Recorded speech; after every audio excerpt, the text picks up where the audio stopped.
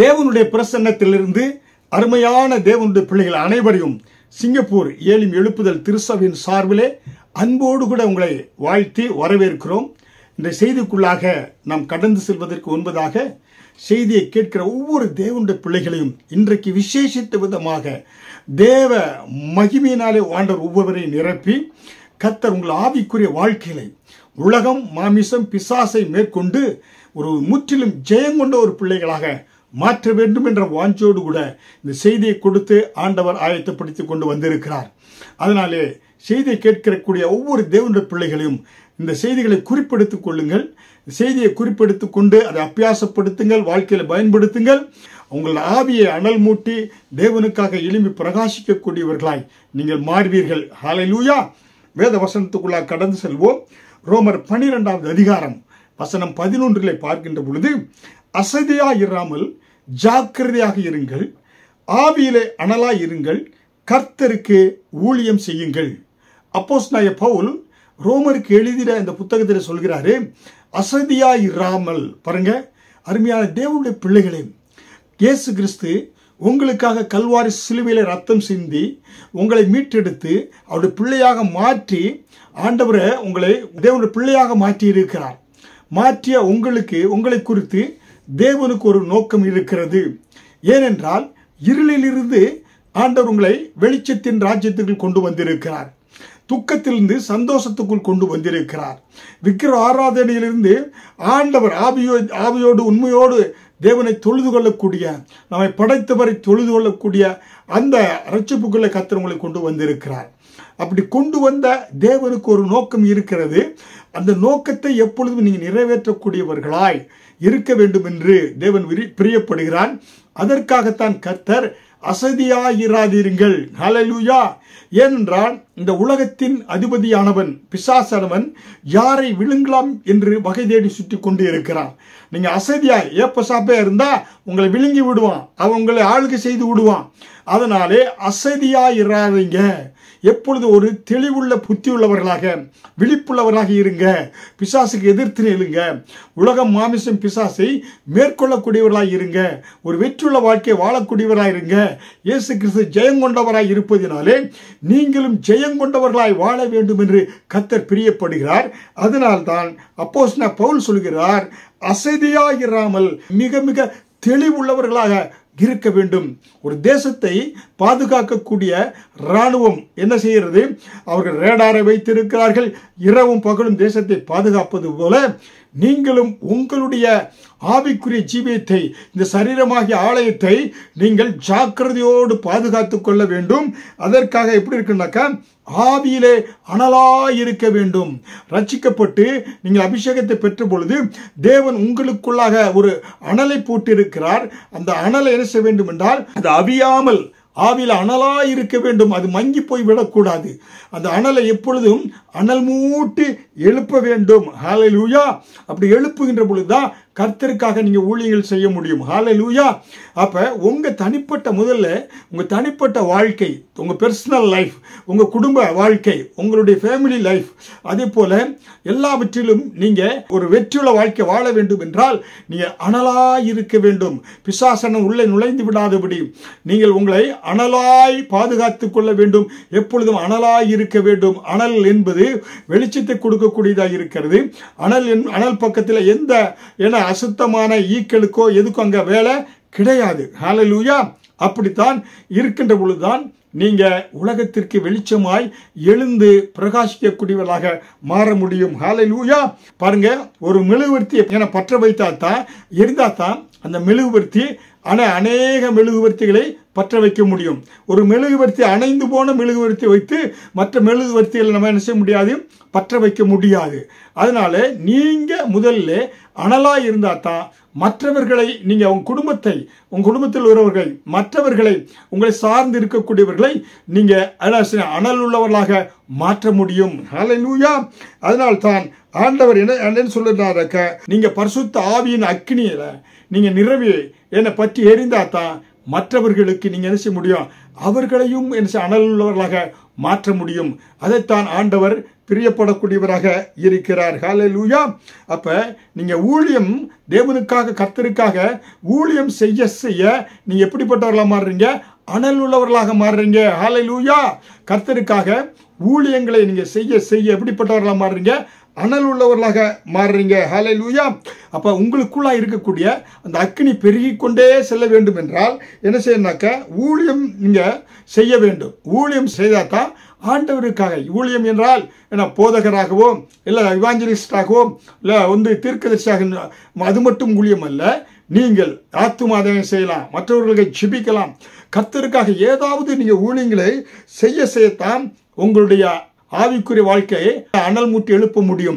இல்லை என்றால் காற்று போன பலூனை போல அது சுருங்கி போயும். அது போல இல்ல மலையில நடந்த கோழியை போல கிடுகிடுன்னு நடுங்க ஆரம்பித்து விடுவீங்க.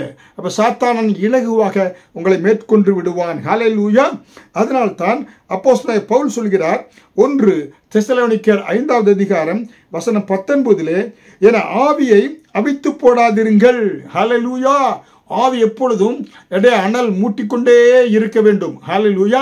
பாருங்க, ஒரு ரயில் அந்த காலத்துல புகை வண்டி ரயில் என்ஜின் இருந்தது. அதில் பார்த்தீங்க முன்னால் பார்த்தீங்கன்னா என்ன செய்வாங்க? கறி நெருப்பை போட்டுக்கொண்டே செல்வாங்க. நெருப்பு போட போட அனல் எழும்ப எழும்ப நீராவி என்ன வரும் வர வர அந்த இன்ஜின் போய்கொண்டே இருக்கும், ட்ரெயின் போய்கொண்டே இருக்கும். ஹல்லேலூயா. இப்பொழுது மின்சார என்ஜின் வந்து விட்டது. அந்த ஆதி காலங்களிலே புகை வண்டி, அதாவது நிலக்கரிகளை போட்டு நீராவியை எழுப்பி அவங்க என்ன செய்வாங்க? அது அந்த இன்ஜினை ஓட வைத்து கொண்டே இருப்பாங்க. இங்கே நம்ம பரிசுத்த ஆவியினாலே நம்மை அனல் மூட்டி எழுப்பி எழுப்பி நம்முடைய ஆவிக்குரிய ஜீவம், தனிப்பட்ட வாழ்க்கை, குடும்ப வாழ்க்கை, ஊழியங்களிலும் நாம் என்ன செய்ய முடியும்? முன்னேறி செல்ல முடியும். ஹல்லேலூயா. அதனால் தான் அப்போஸ்தலன் அன்றைக்கு லவோதிக்கேயா சபை ஆவியிலே அனலா இருக்கவில்லை. ஆண்டவர் துக்கத்தோடு கூட அந்த லவோதிக்கேயா சபையை குறித்து எப்படி சொன்னார்னா, வெளிப்படுத்தினல் 3வது அதிகாரம் வசனம் 15-16 என்ன சொன்ன? நீ குளிரும் அல்ல அனலும் அல்ல, நீ குளிராயாவது அனலாயாவது இருந்தால் நலமாயிருக்கும். இப்படி நீ குளிருமின்றி அனலுமின்றி வெதுவெதுப்பாய் இருக்கிறபடினால் உன்னை என் வாய் நின்றி வாந்தி பண்ணி போடுவேன் என்று ஆண்டவர் சொன்னார். ஹல்லேலூயா. குளிரும் இல்லாம அனலும் இல்லாம நீ இருந்தீனாக்க எப்படி இருக்குனாக்க, நீ என்ன வெதுவெதுப்பா இருக்கிறபடினாலே உன்னை வாந்தி பண்ணி போடுவேன் என்று லவோதிக்கேயா சபை குறித்து ஆண்டவர் வருத்தத்தோடு சொல்றார். நீ ஆவிலே அனலாயிருக்கவில்லை. ஹல்லேலூயா. பாருங்க, நம்முடைய ஆவியிலே எப்பொழுதும் என்ன செய்யனாக்க ஆவிக்குரிய ஜீவித்திலே அனலாய் இருக்க வேண்டும் என்று தேவன் பிரியப்படுகிறார். ஹல்லேலூயா. இந்த ஆவியை அவித்து போடுவதற்கு உலகத்தினுடைய ஆசா பாசங்கள் என, உலகத்தினுடைய சினிமாக்கள், உலக நட்புகள் என, தீய காரியங்கள், மது மாது இப்படிப்பட்ட காரியங்கள் உங்களுடைய ஆவிக்குரிய அந்த அனலை அவித்து போடுவதற்காக பிசாசானவன் கொண்டு வரக்கூடியவனாக இருக்கிறான். ஹல்லேலூயா. அதனால்தான் நாம் எப்பொழுதும் விழிப்புள்ளவர்களாக, எப்பொழுதும் அசதியாய் இராதபடி ஆவிலே அனலாய் இருக்க வேண்டும் என்று தேவன் பிரியப்படக்கூடியவராய் இருக்கிறார். ஹல்லேலூயா. பாருங்க, உலகத்துல 2 வகையான அக்கினி இருக்கிறது. ஹல்லேலூயா. ஒன்று, பூமியிலிருந்து ஒரு காடு தீப்பிடிக்கிறது வச்சுங்களேன், ஒரு இடத்துல விறகு தீப்பிடிக்கிறது என்றால் பூமியிலிருந்து வானத்தை நோக்கி செல்லக்கூடிய, மேலே எழும்பக்கூடிய அக்கினி இருக்கக்கூடியது இருக்கிறது. அதே போல வானத்திலிருந்து பூமிக்கு வரக்கூடிய, சூரியனிலிருந்து வரக்கூடிய அந்த அக்கினி இருக்கக்கூடியதாக இருக்கிறது. அதே போல தேவனுடைய பிள்ளைகளாய் உள்ளத்திலிருந்து அன்பின் அக்கினி பரலோகத்தை நோக்கி செல்கின்ற பொழுது, பரலோகத்திலிருந்து ஆண்டவருடைய அந்த பரிசுத்தாவின் அக்கினி தேவனுடைய பிள்ளைகளுடைய இருதயங்களே ஊற்றப்படக்கூடியதாக இருக்கிறது. ஹல்லேலூயா. அதான் 2 விதமான அக்கினி. பாத்தீங்களா? உலக அக்கினி மேலே எழுகின்ற போது பரத்திலிருந்து சூரியனுடைய அக்கினி வருவது போல தேவனுடைய பிள்ளைகளுடைய உள்ளத்திலிருந்து அக்கினி, அன்பின் அக்கினி தேவனை நோக்கி போகின்ற பொழுது, அன்பினால் அவரை துதிக்கின்ற பொழுது, அன்பினால் அவரை ஜெபித்து ஆராதிக்கின்ற பொழுது, அன்பினால் அவர் பிரசன்னத்துக்குள்ளாக அந்நிய பாஷை பேசி நீங்க ஆண்டவரை துதிக்கி ஆராதிக்கின்ற பொழுது, ஆண்டவர் பரிசுத்த ஆவியை அளவில்லாமல் உங்கள் மேல் ஊற்றக்கூடியவராக இருக்கிறார். அப்பொழுதுதான் நீங்க அனலாய் இருக்க முடியும். ஹல்லேலூயா. இது உங்களுடைய வாழ்க்கைக்கு அது மிக மிக பிரயோஜனம். ஹல்லேலூயா. ஏனோ தானா என்று பூமியிலே வாழ்ந்து விடக்கூடாது. கர்த்தருக்காய் இந்த பூமியிலே அனலுள்ளவர்களாய் அக்கினி ஜுவாலையாய் எழுந்து பிரகாசிக்க வேண்டும் என்று தேவன் பிரியப்படுகிறார். ஹல்லேலூயா. அதனால் தான் பார்த்தீங்கன்னாக்க சூரியன் பார்த்தீங்கன்னாக்க அந்த சூரியனிலிருந்து வரக்கூடிய எப்படி அக்கினி பூமியில் இருக்கக்கூடிய எல்லா காரியங்களையும் என்ன செய்கிறது? அதுக்கு பிரயோஜனம் உள்ளக்கூடியதாக மாற்றுகிறது. இருக்கிறது என அப்படியாக தேவன் உங்களை அந்த சூரிய பிரகாசம் உள்ளவராக மாற்ற விரும்புகிறார். ஹல்லேலூயா. அப்ப சூரியனிலே அக்கினி குறையாதது போல தேவனுடைய பிள்ளைகளாகிய நீங்க நீதியின் சூரியனாகிய கர்த்தரை நோக்கி பார்க்கின்ற பொழுது உங்களுக்குள்ளும் அக்கினி குறையாதபடி கர்த்தர் பாதுகாத்துக் கொள்ளக்கூடியவராய் இருக்கிறார். ஹல்லேலூயா. பாருங்க, பூமிக்குள்ளார பூமியின் மத்தியில ஆராய்ச்சி செய்யறாங்க, துளை போடுறாங்க, அநேக போர்வெல்ஸ் எல்லாம் போட்டு கீழே பல கிலோமீட்டர் போட்டு போகும்போது கீழே எப்படியா இருக்கிறதா, கந்தக நெருப்புள்ளதாக இருக்கிறது. அதனால்தான் பல இடங்களிலே மலைகளில் பார்த்தா கீழே இருந்து எரிமலை வெடித்து அப்படியாக அக்கினி பிளம்புகளாக வருகிறது. ஹல்லேலூயா. எப்படி பூமியின் ஆழத்திலே எரிமலை இருப்பது போல கர்த்தர் உங்களுடைய இருதயத்துக்குள்ள அக்கினியை போடுகின்ற பொழுது நீங்கள் எப்பொழுதும் தேவனுக்காக தகதக என்று அக்கினி ஜுவாலையாக பிளம்புகளாக நீங்க எழும்பி பிரகாசிக்க முடியும். ஹல்லேலூயா. அருமையான தேவனுடைய பிள்ளைகளே, நம்முடைய தேவன் எப்படிப்பட்டவராய் இருக்கிறாராம் பாருங்க. உபாகமம் 4வது அதிகாரத்திலே வசனம் 24 மோசே சொல்லுகிறார். உபாகமம் 4வது அதிகாரம் வசனம் 24 நம் தேவன் எப்படிப்பட்டவராம், உன் தேவனாகிய கர்த்தர் பட்சிக்கிற அக்கினி, அவர் எரிச்சல் உள்ள தேவன். ஹல்லேலூயா. என்ன சொல்லுகிறார் பாருங்க மோசே, உங்களுடைய தேவனாகிய கர்த்தர் பட்சிக்கிற அக்கினி, அவர் எரிச்சல் உள்ள தேவன் என்று சொல்லுகிறார். ஹல்லேலூயா. பாருங்க, இதுதான் புதிய ஏற்பாட்டிலும் அப்போஸ்தலனாகிய பவுல் என்ன சொல்லுகிறார், நம்முடைய தேவன் பட்சிக்கிற அக்கினியாயிருக்கிறாரே. ஹல்லேலூயா. நம்முடைய ஆண்டவர் எப்படிப்பட்டவரா, பட்சிக்கிற அக்கினி என்று சொன்னா பியூரிட்டி, ஹோலினஸ். அவர் என்ன எப்படிப்பட்டவர், பட்சிக்கிற அக்கினியாக இருக்கிறார் என்று சொல்கிறார். ஹல்லேலூயா. அதனால் தான் மத்தேயு 3வது அதிகாரம் வசனம் 11 பரிசுத்த ஆவியானவர் ஆவியினாலும் அக்கினியினால் உங்களுக்கு ஞானஸ்நானம் கொடுக்க விரும்புகிறார். ஹல்லேலூயா. அருமையான தேவனுடைய பிள்ளைகளே, இன்றைக்கு பரிசுத்த ஆவியிலே நிரம்புகின்ற பொழுது அவர் எப்படிப்பட்டவராக இருக்கிறாரு, பரிசுத்த ஆவியினால் மட்டுமல்ல அக்கினியினாலும் நீங்க என்ன செய்யறீங்க, ஞானஸ்நானத்தை பெற்றுக் கொள்கிறீங்க. ஹல்லேலூயா. அதனால் தான் லூக்கா 12வது அதிகாரம் வசனம் 49 பூமியின் மேல் அக்கினியை போட வந்தேன், அது இப்பொழுதே பற்றி எரிய வேண்டும் என்று விரும்புகிறேன் என்று இயேசு கிறிஸ்து சொன்னார். இயேசு கிறிஸ்து இந்த பூமிக்கு வந்ததனுடைய நோக்கங்கள் பல இருக்கிறது. அதில் ஒன்று என்னவென்றால், பூமியின் மேல் அக்கினியை போட வந்தேன், அந்த அக்கினி இப்பொழுதே பற்றி எரிய வேண்டும் என்று விரும்புகிறேன் என்று இயேசு கிறிஸ்து சொன்னார். ஹல்லேலூயா. உங்களுக்கு உள்ளமாகிய இருதயத்தை திறந்து வைக்கின்ற பொழுது அந்த இருதயத்துக்குள்ளாக அக்கினியை போடுகிறார் பரிசுத்த ஆவியானவர். போடுகின்ற பொழுது நீங்கள் தேவனுக்காக உடனடியாக எப்படிப்பட்டவர்களாக இருக்கிறீங்க என பற்றி எரியக்கூடியவர்களாக இருக்கிறீங்க. ஹல்லேலூயா.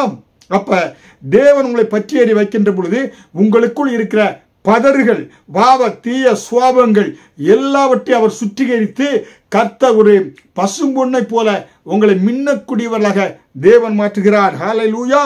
அருமையான தேவனுடைய பிள்ளைகளே, அதனால் தான் எபிரேயர் 1வது அதிகாரம் 7வது வசனத்திலே என்ன சொல்றாருனாக்க, கர்த்தர் என் மகனே மகளே உனக்கு என் ஆவியை கொடுத்து உன்னை அக்கினி ஜுவாலையாக வல்லமையான ஊழியக்காரராக நிறுத்த விரும்புகிறேன் என்று கர்த்தர் சொல்கிறார். ஹல்லேலூயா.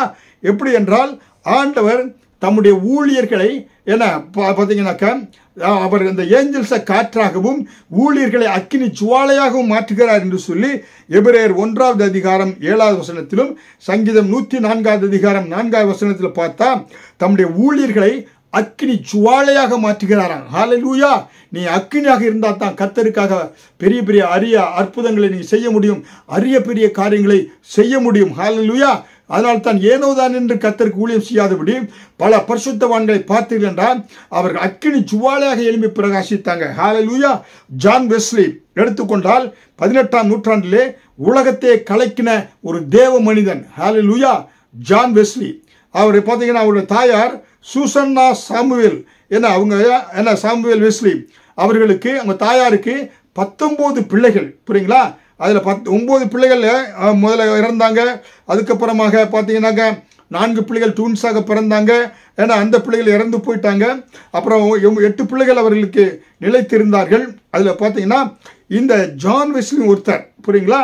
அந்த தாயார் அந்த சூசன்னா வெஸ்லி என்ன பண்ணாங்கன்னாக்க, ஒரு நாளைக்கு அவங்க பார்த்தீங்கன்னா அந்த வீட்டில் வேலைக்காரரும் கிடையாது, அவங்க தான் வீட்டில் கார்டன் வேலையை பார்க்கறது, மாடு வச்சுப்பேன், அதை பால் கறக்கிறது, அதுக்கு புல் போடுறது, பிள்ளைகள் அத்தனை பிள்ளைகளையும் கவனித்து அவங்க எப்பொழுதும் ஆவியில நிரம்பி அந்நிய பாஷை பேசித்துக் கொண்டே இருப்பாங்களா? அப்படி இருக்கும்போது ஒரு நாளைக்கு அட்லீஸ்ட் ஒரு 2 மணி நேரம் இவ்வளவு வேலை செய்தா கூட போய் அப்படியே அந்நிய பாஷையில பேசி ஆண்டவர் துதித்துக் கொண்டே இருப்பாங்களாம். சமையல் செய்து கொண்டிருந்தால் அந்நிய பாஷையில பேசி என்ன துதித்துக் கொண்டே இருப்பாங்க. கார்டனிங் வேலை, தோட்ட வேலைகள் செய்தாலும், மாடுகளை நான் கவனித்து பால் கறந்து கொண்டிருந்தாலும், எல்லா வேலைகளும் செய்கின்ற பொழுது ஆவியிலே நிறைந்து அப்படியே தேவனை துதித்ததினாலே அவர்களுக்கு ஜான் வெஸ்லி என மெத்தடிஸ்ட் திருச்சபை ஸ்தாபித்த இந்த ஜான் வெஸ்லி 19ஆம் நூற்றாண்டிலே அவருக்கு பரலோகத்திலிருந்து வெடித்து சிதறின அக்கினி பிளம்பு என்று அவர்கள் சொல்வார்களாம். ஏனென்றால் அவர் அப்படியாக ஒவ்வொரு நிமிடமும் எப்பொழுதும் ஜெபித்துக் கொண்டே இருப்பாராம். அவர் ஜெபித்துக் கொண்டே இருப்பதனாலே ஆண்டவர் அவருக்கு அக்கினி ஜுவாலையை போல கண்களை கொடுத்திருந்தாராம். ஜான் வெஸ்லிக்கு எப்பொழுதும் ஜெபித்து ஆவில அபிஷேகத்தில் இருந்ததினாலே அக்கினி ஜுவாலை போல கண்களை ஜான் வெஸ்லிக்கு கொடுத்ததினாலே அவர் கண்களில் இருந்து பரிசுத்த ஆவியுடைய வல்லமை எப்பொழுதும் புறப்பட்டு கொண்டே இருக்குமா. அவர் பாத்தீங்கன்னா ஆண்டவர் சுவித்துக் கொண்டே இருப்பதனாலே உதடுகளிலிருந்து அக்கினி ஜுவாலைகள் உருவாகுமா. அப்படியாக அவர் தன்னுடைய சரீரத்தை அவயங்கள் ஒவ்வொருவரையும் ஆண்டவருக்கு ஒப்பு கொடுத்து அபிஷேகத்தினால நிரப்பப்பட்டிருந்தாராம் ஜான் வெஸ்லி. அவர் இந்த லண்டன் பட்டணத்தில் ஒரு முறை ரயிலில் பயணம் செய்து கொண்டிருந்த பொழுது அவர் பார்த்தீங்கன்னா அந்த ட்ரெயின் ஒரு ஸ்டேஷனில் நின்றது. அவர் இந்த ட்ரெயினுடைய ஜன்னல் ஓரத்தில் ட்ரெயினில் பயணம் செய்கின்ற போது அதில் உட்கார்ந்து இருந்ததுனால அந்த ஜன்னல் ஓரத்தில் இருந்த ட்ரெயின் ஸ்டேஷனில் பார்க்குறாரு. ட்ரெயின் ஸ்டேஷனில் பார்த்து கொண்டு இருக்கின்ற போது அங்கே இருக்கக்கூடிய ஜனங்கள், அந்த போர்ட்டர்ஸ் எல்லாரும் இவர் பார்வை பட்ட உடனே அப்படியே எல்லாம் முழங்கால் படிட்டு அப்படியே ஆண்டவருக்கு, ஆண்டவரே பாவியாக என்மேல் கிருபையாயிரும், பாவியாக என்மேல் கிருபையாயிரும் சொல்லி எல்லாரும் முழங்கால் பட்டிட்டு கண்ணீரோடு அப்படியே ஆண்டவருக்கு என ஒப்பு கொடுத்தாங்களாம். காரணம், ஒரு அபிஷேகம் பண்ணப்பட்ட மனிதனுடைய பார்வையிலே வல்லமையான அபிஷேகம் இருந்ததினாலே ஜனங்கள் தொடப்பட்டார்கள். ஹல்லேலூயா. எல்லாரும் அந்த அக்கினிமயமான தேவனை சந்திக்க முடியாதபடி கதறினார்களாம். ஐயோ நான் பாவி பாவி என்று கதறினார்களாம். ஹல்லேலூயா. அப்போ பார்த்தீங்கன்னாக்கா அப்படியே இந்த ட்ரெயின் போது வயல்ல பார்க்குறாரு. அங்கே வயலில் வேலை செய்து கொண்டிருந்த மண்பட்டி விவசாயிகள் எல்லாம் அப்படியே வந்துருச்சுனாங்க. அப்படியே எனக்கு முழங்கால் போட்டிட்டு கதறினார்களாம், ஆண்டவரே கிருபையா என்மேல் இரும் என்று சொல்லி. ஹல்லேலூயா. காரணம், தேவன் அளவில்லாத அபிஷேகத்தை ஜான் வெஸ்லி மேலே ஊற்றியிருந்ததினாலே அந்த மனிதனுடைய அந்த பார்வையிலே ஒரு அபிஷேகம் இருந்தது. ஹல்லேலூயா. அருமையான தேவனுடைய பிள்ளைகளே, இன்றைக்கும் கர்த்தர் தாகம் உள்ளவன் மேலே தண்ணீரையும் ஊற்றக்கூடியவராக இருக்கிறார். ஹல்லேலூயா. யாராருக்கு தாகம் இருக்கிறதோ, ஆனால் அபிஷேகத்தின் மேல் தாகம் இருக்கிறதோ, கர்த்தர் அப்படிப்பட்ட அபிஷேகத்தை உங்கள் மேல் கூட்ட விரும்புகிறார். ஹல்லேலூயா. பாருங்க, தென்னாப்பிரிக்கா தேசத்திலே பார்த்தீங்கன்னா ரெய்னார்ட் போங்கே அவர் பிரசங்கம் பண்ணாருன்னா 2 மில்லியன் 20 லட்சம் 30 லட்சம் மக்கள் ஒவ்வொரு கூட்டங்களிலும் ரட்சிக்கப்படுவாங்க. ஹல்லேலூயா. 80 லட்சத்துக்கு மேலான மக்கள் 80 மில்லியனுக்கு மேலான மக்கள் நினைச்சாங்க அவர் ஆண்டவருக்குள்ளாக நடத்தினார், ரட்சிப்புக்குள்ளாக நடத்தினார். காரணம், அவர் அந்த ஆப்பிரிக்க தேசத்திலே ஒரு அக்கினி சுவாலையாக எழுப்பி பிரகாசித்தார். ஹல்லேலூயா. அதனால இன்றைக்கு கர்த்தர் வாஞ்சோடு இருக்கிற பிள்ளைகள் மேலே ஆவியின் வரங்களை அளவில்லாமல் ஊற்ற விரும்புகிறார். தேவனுக்காக எழுப்பி பிரகாசிக்க வேண்டும் என்று யார் விரும்புகிறாரோ அவர் மேல கர்த்தர் என்ன செய்கிறாரு? ஆனால் இந்த கடைசி நாட்களிலே ஆண்டவர் வருகை சமீபமாய் இருக்கிறதுனாலே தேவன் அளவில்லாத அபிஷேகத்தை ஊற்ற விரும்புகிறார். ஹல்லேலூயா. அதனால் தன் வேத வசனம் சொல்லுகிறது, ஏசாயா 60ஆம் அதிகாரம் வசனம் 1-2 எழும்பி பிரகாசி, உன் ஒளி வந்தது, கர்த்தருடைய மகிமை உன்மேல் உதித்தது. இதோ இருள் பூமியையும் காரூர் ஜனங்களையும் மூடும், ஆனாலும் உன்மேல் கர்த்தர் உதிப்பார், அவருடைய மகிமை உன்மேல் காணப்படும் என்று சொல்லி ஏசாயா தீர்க்கதரிசி 60ஆம் அதிகாரம் வசனம் 1-2 படி ஆண்டவர் உங்களுக்கு மேல் இருக்கிற அபிஷேகத்தை 1000 மடங்கு கர்த்தர் பெருக்கி உங்களை உயர்த்த ஆண்டவர் விரும்புகிறார். ஹல்லேலூயா. அந்த அபிஷேகம் பெருகிக் கொண்டே இருக்கும். ஹல்லேலூயா. அதனால் தான் தேவன் சொல்கிறாரு, வெளிப்படுத்தின அதாவது லேவியராகமம் 6ஆவது அதிகாரம் 13ஆவது வசனத்திலே, பலிபீடத்தின் மேல் அக்கினி எப்பொழுதும் எரிந்து கொண்டே இருக்க வேண்டும், அது ஒரு பொழுதும் அவிந்து போகலாகாது என்று சொல்கிறார். பாருங்க, லேவியராகமம் 6ஆவது அதிகாரம் 13 பலிபீடத்தின் மேல் அக்கினி எப்பொழுதும் எரிந்து கொண்டு இருக்க வேண்டும், அது ஒரு பொழுதும் அவிந்து போகலாகாது. ஹல்லேலூயா. அப்ப அருமையான தேவனுடைய பிள்ளைகளே, நீங்க தேவனோடு எப்பொழுதும் ஐக்கியத்தை வைத்துக் கொள்ள வேண்டும் என்று தேவன் பிரியப்படுகிறார். ஹல்லேலூயா. இடைவிடாமல் ஜெப ஐக்கியம், வேத வசனம், கர்த்தருக்கு ஊழியம் செய்வது, இப்படியாக நீங்க செய்கின்ற பொழுது உங்களுடைய அந்த ஆவியில அனலை இங்க அனல் மூட்டி எழுப்பி கொண்டே இருக்கிறீங்க. ஹல்லேலூயா. அப்ப நீங்க ஆவியின் வரத்தை அனல் மூட்டி எழுப்புகின்ற பொழுது நீங்க என்ன செய்யணாக்கா அது எப்பொழுதும் எரிந்து கொண்டே இருக்கும். ஹல்லேலூயா. அப்ப எப்பொழுது எரிந்து கொண்டே இருக்க வேண்டும் என்றால் லேவியர் ஆசாரியர்கள் என்ன செய்யணும், அந்த அடுப்புல கட்டையை போட்டுக்கொண்டே இருக்கணும். ஹல்லேலூயா. கட்டையை போட்டுக்கொண்டே இருந்தா தான் என்ன உண்டாகுனாக்க அங்கே அந்த நெருப்பு அவியாமல் எப்பொழுது எரிந்து கொண்டே இருக்கும். கட்டை என்பது வேத வசனம், அதாவது ஜெபிப்பதை குறிக்கிறது. நீங்கள் ஜெபித்துக் கொண்டே இருக்க அது எரிந்து கொண்டே இருக்கும். பலிபீடத்தில் அக்கினி. ஹல்லேலூயா. நீங்கள் வேதம் வாசிக்க உங்கள் உள்ளமாகிய பலிபீடத்தில் அக்கினி எரிந்து கொண்டே இருக்கும். ஹல்லேலூயா. கர்த்தருக்காக ஊழியம் செய்ய, அபிஷேகம் பெற்று அனல் பெற்று ஊழியம் செய்ய உங்களுடைய அந்த பலிபீடம் எரிந்து கொண்டே இருக்கும். ஹல்லேலூயா. அருமையான தேவனுடைய பிள்ளைகளே, அப்போ உங்களுக்கு போட்ட அந்த அபிஷேகத்தை அந்நிய பாஷையை பேசுங்க. அந்நிய பாஷை பேச உங்களுக்குள்ளாக தீர்க்க தரிசன வசனங்கள், அற்புதம் செய்கிற வசனம், சுகமாக்கக்கூடிய வரங்கள் பார்த்தீங்கன்னா இப்படியாக வெளிப்பாட்டின் வரங்கள் கர்த்தர் இப்படியாக கொடுத்து ஆண்டவர் உங்களை என்ன செய்வாரு, எழும்பி பிரகாசிக்கும்படியாக செய்வார். ஹல்லேலூயா. அதனால்தான் நீதிமொழிகள் 31வது அதிகாரம் வசனம் 18 குணசாலியான ஸ்திரியின் விளக்கு இரவிலே அணையாதிருக்கும். ஹல்லேலூயா. பாருங்க, ஒரு குணமுள்ள, அதாவது விர்ச்சுவல் உமன், குணசாலியான ஸ்திரியினுடைய விளக்கு இரவுல கூட அணையாது இருக்கும் என்று வேதவசனம் சொல்லுகிறது. ஹல்லேலூயா. அப்ப உன்னத பாட்டு 5வது அதிகாரம் 2வது வசனத்துல நீங்க தூங்கினாலும் உங்களுக்குள்ளாக ஒரு விழிப்புணர்வு இருந்து கொண்டே இருக்கும். அதனால தான் வசனம் என்ன சொல்கிறது, உன்னத பாட்டு 5:2 நான் நித்திரை செய்தேன் ஆனாலும் என் ஆத்துமாவோ விழிப்பாய் இருந்தது என்று உன்னத பாட்டில் வாசிக்கிறோம். நித்திரை பண்ணா கூட உங்க ஆத்மா விழிப்புள்ளதாக இருந்தது என்று. ஹல்லேலூயா. அருமையான தேவனுடைய பிள்ளைகளே, இன்றைக்கு இந்த 2 விதமான இந்த அக்கினி என்ன செய்கிறது, உங்க வாழ்க்கையில கிரி செய்யக்கூடியதாக இருக்குது. ஒன்று என்ன செய்கிறது, அக்கினி அப்படியே பற்றி எரியும். இரண்டாவது அக்கினி வெளிச்சத்தை கொடுத்து அசுத்தங்களை அது பக்கத்தில் வராதபடி செய்துவிடும். ஹல்லேலூயா. ஏனென்றால் கர்த்தர் உங்கள் மேல அந்த அபிஷேகத்தை ஊற்று போடுகின்ற பொழுது நீங்கள் மகிமையின் மேல் மகிமை அடைந்து பிரகாசிக்கக்கூடியவர்களாக இருக்கீங்க. 2 கொரிந்தியர் 3வது அதிகாரம் வசனம் 18 மகிமையின் மேல் மகிமை அடைந்து மறுரூபமாக்கப்படுகிறோம். ஹல்லேலூயா. இங்க ஒவ்வொரு தேவனுடைய பிள்ளைகளும் மறுரூபமாக்கப்பட வேண்டும். அக்கினி ஜுவாலையாக மாற வேண்டும். தேவன் உங்களுக்கு அக்கினி அபிஷேகத்தை கொடுத்து மகிமையின் மேல் குளோரி டு குளோரியாக மாற வேண்டும் என்று விரும்புகிறார். ஹல்லேலூயா. அதனால்தான் 2 கொரிந்தியர் 3வது அதிகாரம் 7வது வசனத்தில் எழுத்துக்களால் எழுதப்பட்ட கற்களில் பதிந்திருந்த மரணத்துக்கு எதுவான ஊழியம் செய்த மோசேயினுடைய முகத்திலே மகிமை பிரகாசம் உண்டானபடியினால் இஸ்ரேல் புத்திரர் அவன் முகத்தை நோக்கி பார்க்க கூடாது இருந்தது. 2 கொரிந்தியர் 3வது அதிகாரம் 8வது வசனத்திலே ஒளிந்து போகிற மகிமையுடைய அந்த ஊழியம் அப்படிப்பட்ட மகிமை உள்ளதா இருந்தால் ஆவிக்குரிய ஊழியம் அதிக மகிமை உள்ளதா இருக்கும். பாருங்க, அந்த மோசே செய்த காலத்துல மகிமை அப்படி பிரகாசமா இருந்தா இவ பரிசுத்த ஆவியினால் ஊற்றப்பட்டு நம்ம செய்யக்கூடிய ஊழியம் மிக அதிகமுள்ள மகிமையாக இருக்கும் என்று பவுல் சொல்கிறார். ஹல்லேலூயா. அருமையான தேவனுடைய பிள்ளைகளே, இன்றைக்கு தேவன் உங்களுக்கு என்ன செய்ய விரும்புகிறாரு, ஆண்டவர் உங்களை வெளிச்சத்தின் பிள்ளைகளாய் மாற்ற ஆண்டவர் விரும்புகிறார். ஹல்லேலூயா.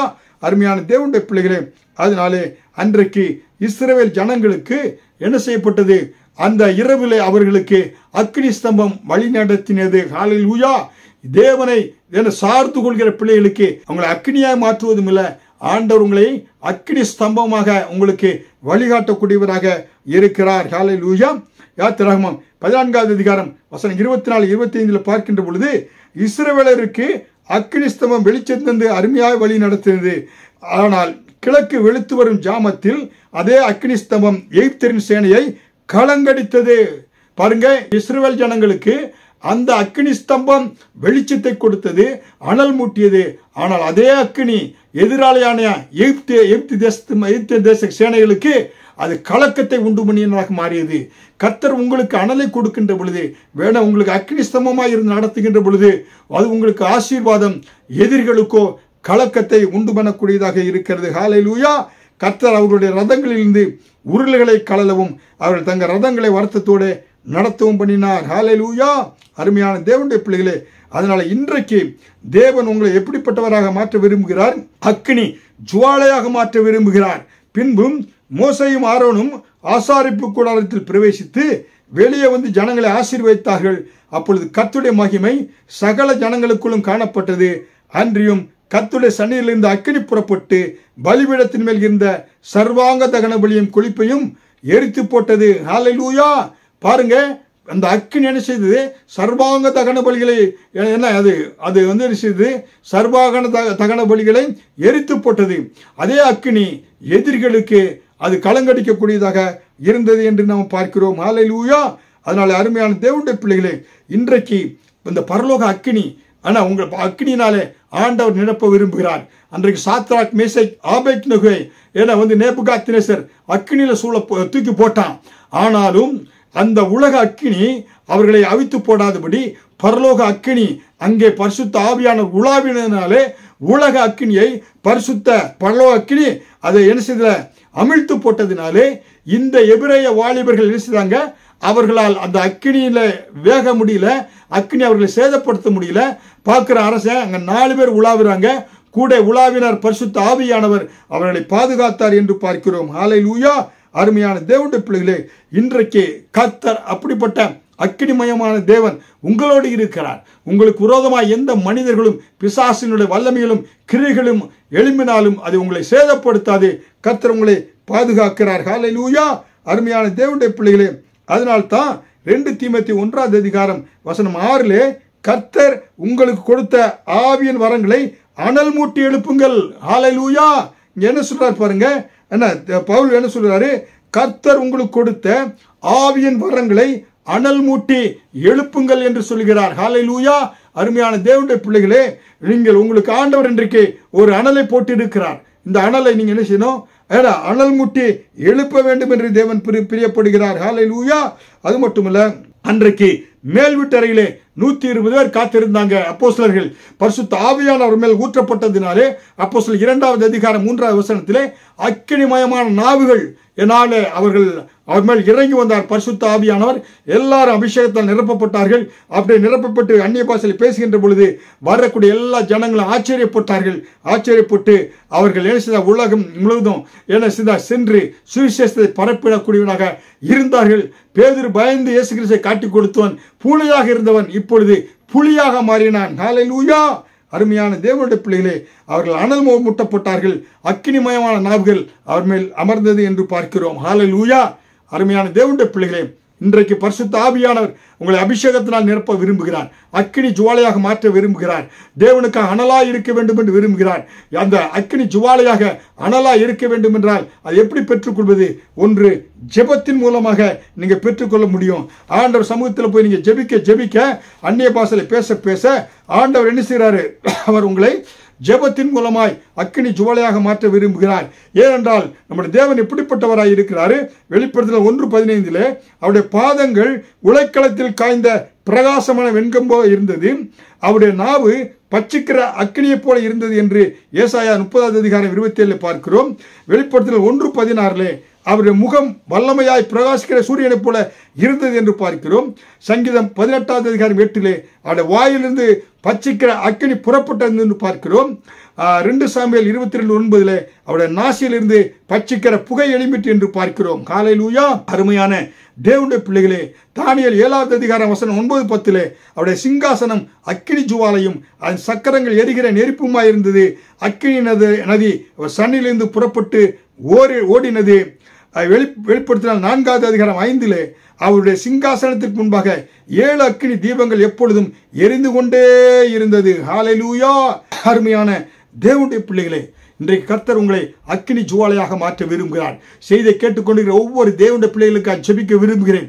நீங்க ஜெபிக்கின்ற பொழுது தேவன் உங்கள் மேல ஒரு அளவு கடந்த அபிஷேகத்தை ஊற்ற விரும்புகிறார்.